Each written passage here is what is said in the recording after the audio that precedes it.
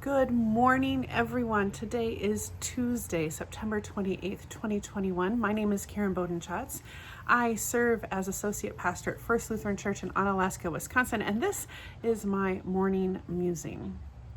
So the past few weeks have been really busy and have required a lot of things from me. So I haven't done a lot of reading in these last few weeks, especially not a lot of reading around things like anti-racism, which is typically what I would focus on a Tuesday. And I am going to, but instead I find myself doing a lot of thinking, and I've been doing some listening to a variety of things, and just pondering kind of the state of our world and what seems to be our inability to listen to each other in a way that's actually helpful. Because I think there are people listening to other people, but I think we do that very defensively. And so I began to think about this quote that I heard that says, "Do not justify, defend, or explain, but don't go silent." And that has stuck with me as I think about how we move about this world. And oftentimes people will hear that and think, okay, well, I don't have to justify myself to you, so bye-bye, right? But that's not what that means at all. It's more about the posture that we have in the world, that we should remain curious about what's going on instead of be completely defensive, which I think when we start justifying ourselves or trying to explain ourselves or defend ourselves, we're in a position of defense. And so we can't hear the other person. We can't be curious about what they're saying or the ways that they're reacting, perhaps to us or to the world around us. And we just get really, really defensive. So we just keep trying to make people think the way we think, or to explain ourselves, or to defend ourselves. And so we don't listen. It actually shuts down the listening, which is really why that second part of that, but don't stay silent, is important to this.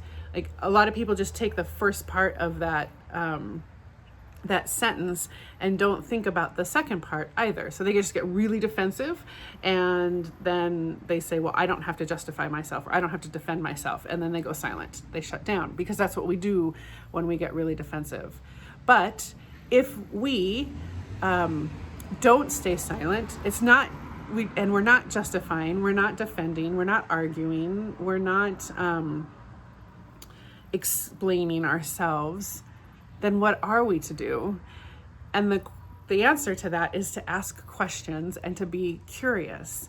But that requires us to be somewhat open.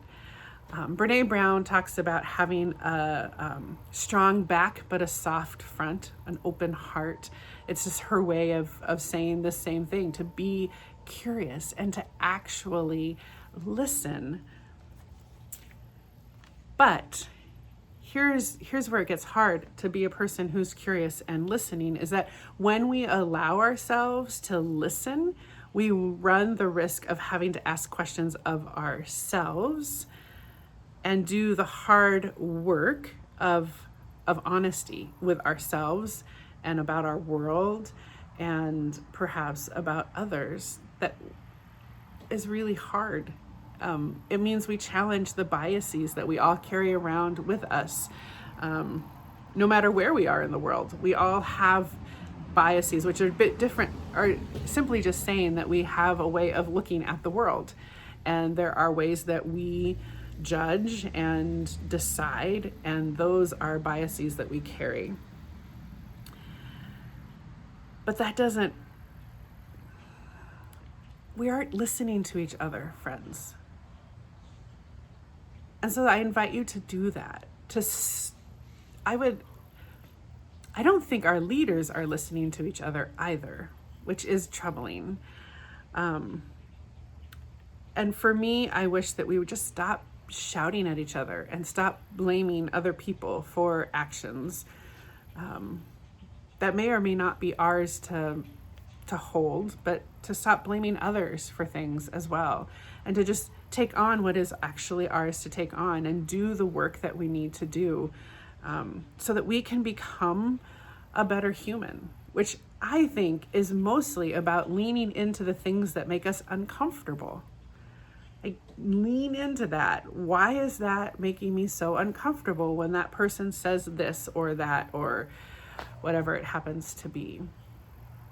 So that's what I've been thinking about in terms of anti-racism and what it is that I need to be leaning into. Who is it that I need to be listening to? Where am I finding myself wanting to defend or explain or excuse or argue or any of those things?